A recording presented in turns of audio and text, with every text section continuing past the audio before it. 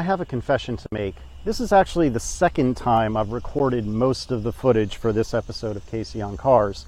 You see, I started by judging this car the way I would typically judge a car, the way I have for most of the cars in the past. Is it fast? Is it luxurious? Does it handle well? Etc. And the truth of the matter is, this car solves different problems. This car answers the question, not unlike the Stelvio back in January, hey, I've got a growing family and I want something to cart that family around, and I want to do so not necessarily in a stylish way or in a fancy way.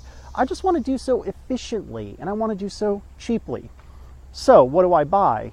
Well, this is one of the answers to that question. This is the 2018 Honda CRV EXL. Now that's a mouthful, but what does that really mean? It means it's this entire car, which is well loaded with automated cruise control, lane keeping aids, CarPlay, Android Auto, etc. And all of that for under $30,000. The truth of the matter is, the CRV may be the best 80% car I've ever driven. It gets you 80% of the way to great, but never quite gets there. Let me tell you why.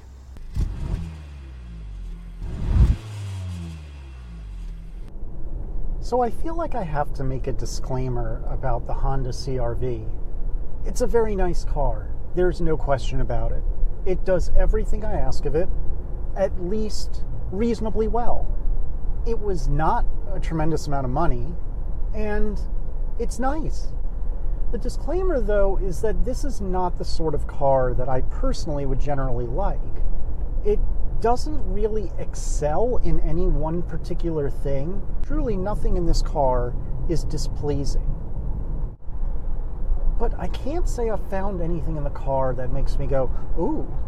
Maybe that's an indictment of me and not an indictment of the car at all. Certainly the CRV is an extraordinarily popular car, but I just want that little something that makes me feel like, okay, I understand you and you make sense.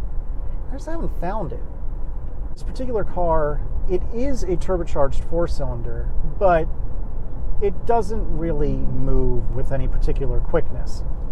Again, it's not really a bad thing. It's not a performance car.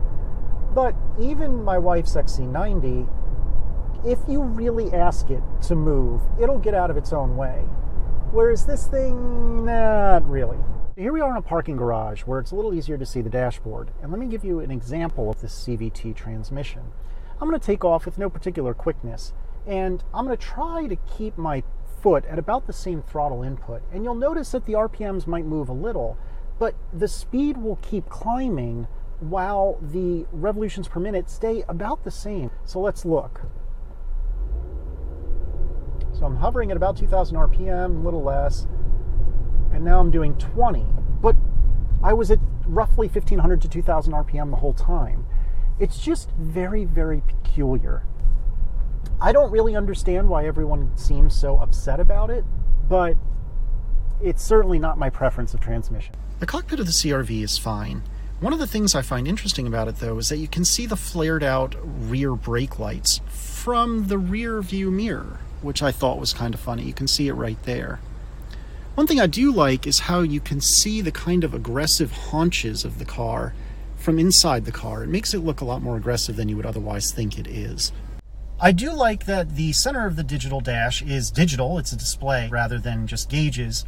I do think it's a bit busy. I would prefer if maybe it looked slightly more traditional. It's weird to me that you have this big mile per hour speed meter just in the center with little to no differentiation from any data around it. The center display, I'm not a big fan of.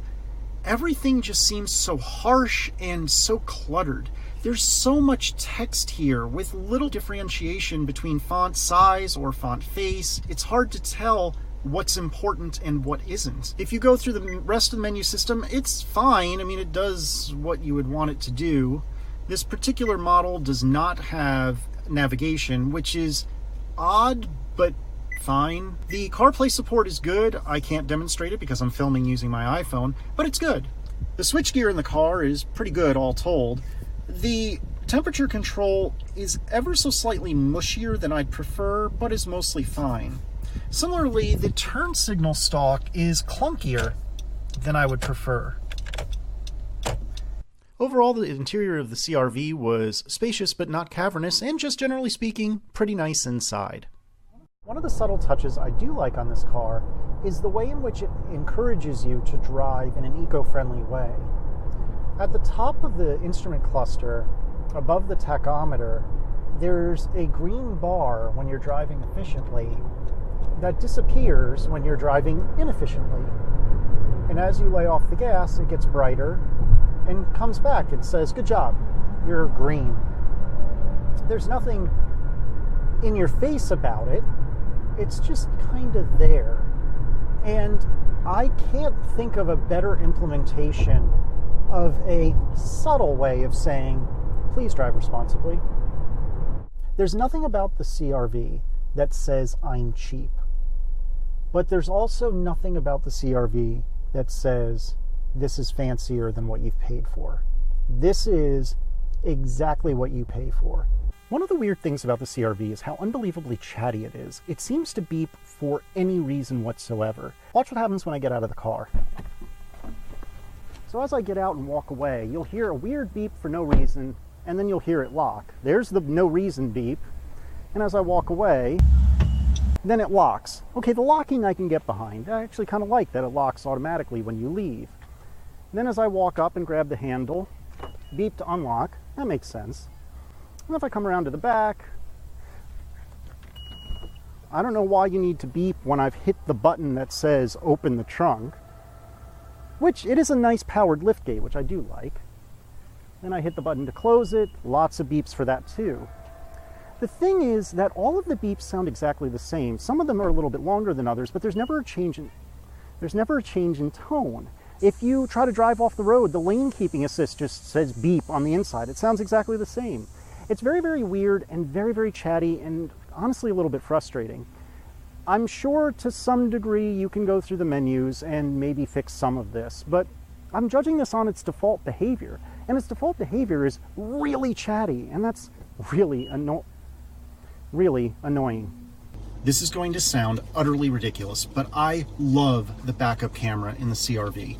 I'm going to back into a parking spot and check this out. As I go into reverse, I have a normal backup camera. This is not that particularly exciting.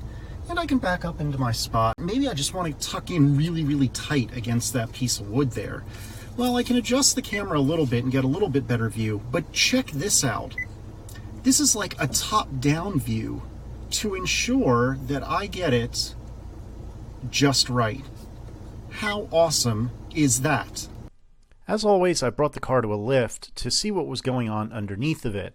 In this particular case, this CRV was not all-wheel drive, but instead was front-wheel drive only. That was a little bit surprising to me, as I didn't even realize you could get a CRV that was front-wheel drive only. Otherwise, though, it was mostly unremarkable underneath. If I were to summarize the CRV, it's an 80% car. It's 80% of the way to quick. It's 80% of the way to having really nice switchgear. It's 80% of the way to a nice digital dash. It's 80% of the way, maybe 50% of the way, to a nice infotainment system. Just something about it, it just never quite gets there. Maybe it's because it's not a luxury car. I'm not doing it justice, and I'm comparing it unfairly.